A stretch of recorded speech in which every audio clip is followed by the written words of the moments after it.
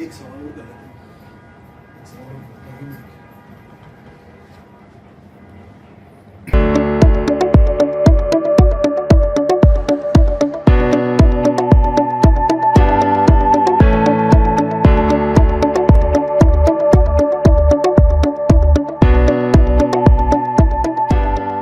महिलाओं को शामिल किया जाए। जैसा मैंने पहले भी ये बयान दिया है कि हम तो चाहते हैं वक्फ एक्ट में अमेंडमेंट की ज़रूरत है। और जहाँ तक महिलाओं को शामिल करने का सवाल है, तो महिलाएं तो ऑलरेडी जितने जो वक्फ बोर्ड हैं आज की तारीख में, उनमें महिला मेंबर्स होती है करीब करीब सब में। इवन सेंट्रल वक्फ काउंसिल के अंदर भी महिला मेंबर हैं। और अब ये प्रोविज़न मैंडेटरी करना चाह रहे हैं, तो उसमें क्या आपत्ति है? महिलाएं आती हैं तो कोई इशू नहीं है इसमें। जिस तरह क्या जिन भू माफियाओं ने जिन्होंने वक्फ की ज़मीन पर कब्जा कर रखा है, उनको डर है कि इनकी वजह से मुसलमानों को बरगलाया जा रहा है। देखिए, मिसलीड किया जा रहा है इस बात पे कि साहब जैसे कि दरगाहें छीन जाएंगी, मस्जिदें छीन जाएंगी, इमाम बाड़े, तो ये मिसलीड पे मैंने अपनी बात रखी कि ये इस तरीके से मिसलीड नहीं करना चाहिए। डेमोक्रेसी में देखिए, सहमति असहमति एक प्रक्रिया है। हो सकता है कुछ प्रोविजन से वो लोग सहमत नहीं हो, और हो सकता जैसे कि मैं सहमत हूँ हर चीज़ से, वो सहमत नहीं हो, तो ये डिफरेंस ऑफ ओपिनियन है। लेकिन इसके मतलब ये नहीं कि हम के कौम को गुमराह करें और इस तरीके से भड़काया जाए कौम को। हाँ, आपकी असहमति हो सकती है, उस अधिकार है डेमोक्रेसी में असहमति का सबको। और जहाँ तक अभी मौजूदा हालात का सवाल है, तो जाहिर सी बात है लैंड माफिया ज़्यादा एक्टिव है वक्फ के प्रॉपर्टीज़ में। जो वाकिफ़ की जो मंशा होती है, रिलीजियस, चैरिटेबल एंड पायस, ये 3 ऑब्जेक्ट होते हैं वक्फ के। और इसके बियॉन्ड जाकर उस प्रॉपर्टी का इस्तेमाल भी नहीं होना चाहिए, और प्रॉपर्टी डेडिकेट की जाती है वो भी 3 मकसद के लिए की जाती है।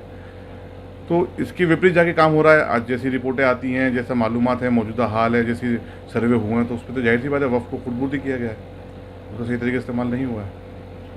देश संविधान से चलेगा या शरिया से चलेगा? जब संविधान से चलेगा तो फिर संविधान में नियम कानून बन रहे हैं, तो फिर उसका विरोध क्यों? मैं लोगों को यही समझाने की बात कोशिश कर रहा हूँ, और आपके चैनल के माध्यम से भी ये कह रहा हूँ कि देखिए, वक्फ एक्ट में अमेंडमेंट किया जा रहा है। वक्फ एक्ट भारत के संविधान के तहत बना है। वक्फ एक्ट पहले भी था संविधान से पहले, लेकिन जब भारत आज़ाद हुआ, संविधान अस्तित्व में आया, उसके बाद में 1954 में एक्ट बनाया गया।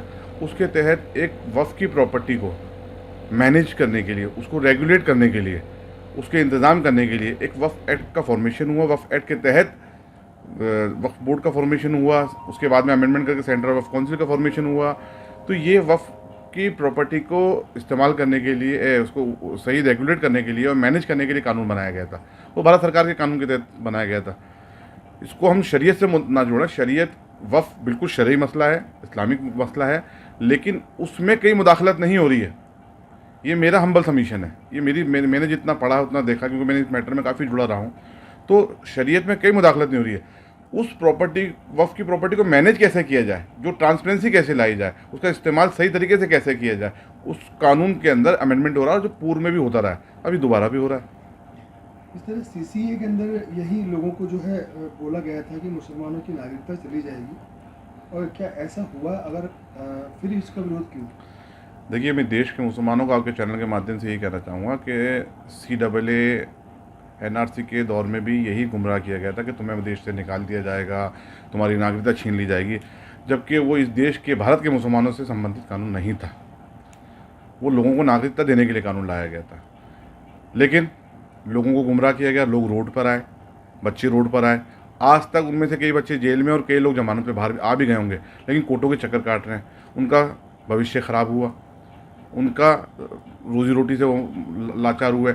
इवन उनको ज़्यादा से ज़्यादा आप लोग, इन लोगों ने, या जो लोग भड़का रहे थे, जो लोग उनका साथ दे रहे थे, उनके पीछे इनका हाथ था, लीगल एड प्रोवाइड करा दी होगी, लेकिन उनके घर को पुरसाने हाल कोई नहीं है। उनके घर में राशन कौन डला रहा है, कोई बच्चा अगर एक ही कमाऊ पूत है तो उसके घर के अंदर रोज़ी रोटी कौन देख रहा है, आज तक कुछ पता नहीं है। मैं आपके चैनल के माध्यम से ये अपील करूँगा कि देखिए, किसी के बहकावे में ना आए। सही तरीके से आस पड़ोस वाले से, जो पढ़े लिखे लोग, उनसे राय लें, समझदारी से काम लें, अपना खुद का दिमाग अप्लाई करें। क्योंकि ये पॉलिटिकल लड़ाई के अंदर ये नहीं कि हम इसको मजहबी लड़ाई बना दें, नहीं।